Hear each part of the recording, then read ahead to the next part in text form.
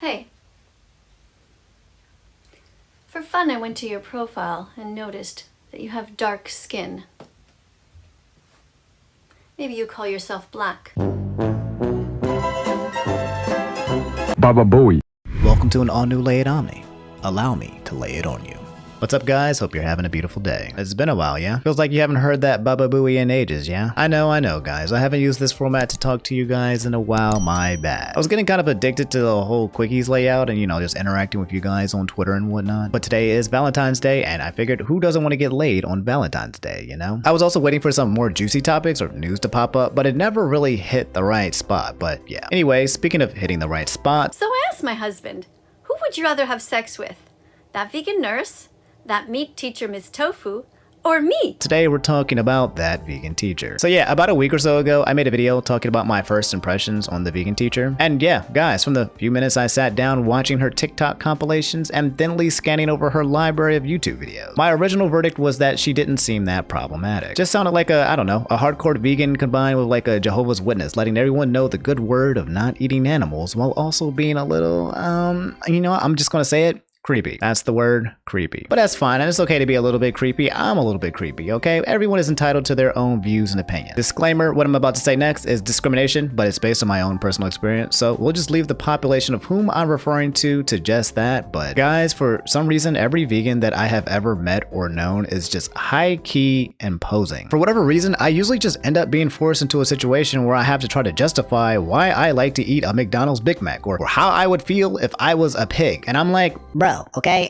I'm not a pig, okay? But if I was a pig, yeah, that would suck. And I don't know, guys, this has happened over a dozen times, literally. I have a lot of friends who are vegans, and this has happened with every single one of them. The vegans that I have met have always needed to try to, convert me, I guess. And if I didn't convert or agree or see eye to eye, then in a way I was kind of shamed. For me, if I was vegan, I'd be like the vegan Batman, okay? You'd only know me as Bruce Wayne, but secretly I was vegan Batman, saving the day by not eating animals and beating up people like those chicken gobbler vigilantes at night. And what I'm trying to say is I'd be keeping it to myself and disclose it only when it felt right or natural, and even then it'd be in a natural state, but that's just me. I don't like to impose my views or beliefs onto others. Anyway, speaking of imposing views or beliefs onto others, let's get back to talking about that vegan teacher, okay? You guys pointed me to a few references and videos to learn more about old gal, and well, let's just say I was disappointed but not surprised.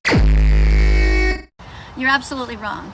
Coming out as a vegan animal rights activist, as somebody who cares beyond themselves, is much more special than it is to come out as a member of the LGBTQ community. Coming out as a member of the LGBTQ community is an entirely selfish act. It's talking about you only. It's not talking about the things that you're going to do to better the world. So I guess coming out and fearing the repercussions of being ostracized by your family, friends, and community in an attempt to normalize differing sexuality so that gay people everywhere can feel safe to express and be themselves is not bettering the world. The strange part to me is that apparently she's claiming that she's a lesbian herself. She has claimed that before, but apparently she also has a husband, so I'm kind of confused. But if that's the case, dang, it'd be your own gaze. Coming out as an animal rights activist is talking about the animals. Others, not just you. In fact, it is a completely unselfish thing to do. I'm not sure why she's demonizing the concept of selfishness here. All people to an extent should be selfish. There's nothing wrong with thinking about yourself or trying to figure out ways to improve the quality of your own life. I feel like we tell people to put themselves first, and take care of their mental health in one breath, and then in the next, shame you for not redirecting that energy to someone who isn't you. Yes, I'm not saying it's easy in different societies, different religious backgrounds, but if you're in a religion that treats you badly, then just change religions. We've been over this before. Oh, it's that simple, huh? Pretty sure I just watched an episode of 90 Day Fiancé the other day where a father was threatening to kill his own son because he wasn't abiding to the Islamic faith or something like that for dating some black woman with big boobs. But I digress. But look at my comment section. Think of how terribly vegan animal rights activists are treated. Not just me, all of them. Do better. Be kind to those who are being kind. Be vegan. I don't recall vegan clubs being shot up by radicals who don't like vegans, nor do I recall vegans being disowned by their families for being vegans. In fact, I'm not aware of any kind of suppression of any kinds being diverted to the vegan culture, but I don't know. Maybe I missed that episode of Family Guy. So yeah, that was Exhibit A. Apparently this video got banned on TikTok, which to me is low-key kind of weird. I'm pretty sure TikTok is home to like much more dangerous, weird, sexual, inappropriate content compared to this woman's bad take, but whatever. Anyway, let's move on to Exhibit B. That's right. black people. Apparently, the vegan teacher made a song titled I Can't Breathe, inspired by the death of George Floyd, who also said that he couldn't breathe before being suffocated and murdered by Derek Chauvin. Unfortunately, instead of being the heartwarming tribute to George Floyd himself I thought it was going to be, it ended up being, well, this. I am a cow being sent to slaughter. You've sealed your rope around my neck. I can't breathe. I am a pig thrown in this gas chamber, pleading for my freedom. I can't breathe. Now, fellas, as much as I'd love to play the rest of this banger for you guys, I can't and I won't, because some of the things that she says in here I can see being 100% a trigger for a lot of different people. But she does go on for 5 minutes and 22 seconds comparing George Floyd's death to animals dying and using other really strange correlations that don't make sense. Hey. For fun, I went to your profile and noticed that you have dark skin. Maybe you call yourself black. This might be the funniest line I have ever heard. You know what I did when George Floyd died? I bawled my eyes out. I cried like crazy. That's cool, I guess. I cried when Mufasa died in The Lion King, but you don't see me using that for empathetic brownie points. Do you know how many Black Lives Matter protests I've been to?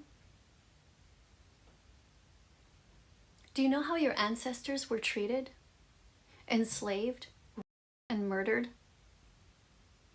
Do you not know what they do to the animals right now in the industry? Oh, she just did that. Ladies and gentlemen of the Black Delegate, we have just been compared to animals. It would be great, even if you're not saving the animals, and if you don't give a shit about anyone but yourself, you at least don't make it worse for people like me who are trying. I'm pretty sure at this point there are like countless amounts of content out there that we could be talking about her. But yeah, these were two of the many videos that you guys said I should check out to learn the truth about that vegan teacher. And while I won't say that these two videos define who she is, if this kind of content is what she supports and perpetuates in her videos, then yeah, now I understand why people find her so problematic. My eyes are open, I have seen the light. Now apparently as of now, she has turned her entire channel into a criticism debate seminar where I guess she just responds to people who criticize her and that's it, which I'm not against, you know, nothing wrong with having a conversation on the internet, right? But it's very clear that she purposely created her content in a way to garner attention and publicity. And the kind of content that she's created, I can see being problematic. So yeah, I don't really feel like diving more into her content in this video. However, my guess is that Karen will continue to piss people off in the future, and if she does anything especially over the top, then yeah, I'll be sure to let you guys know. Anyway, that's all I have for this episode of Laid Omni. You've just been laid. Moral of the story: you can't judge a book by its cover. Initially, I thought maybe this poor woman was just being bullied on the internet by people who have opposing views. Now I've learned that she's not a very good person. You hate to see it happen. Anyway, I'm out. No extended outro today, okay? Stay healthy, stay hydrated, and try not to die. These streets ain't safe, y'all. See ya.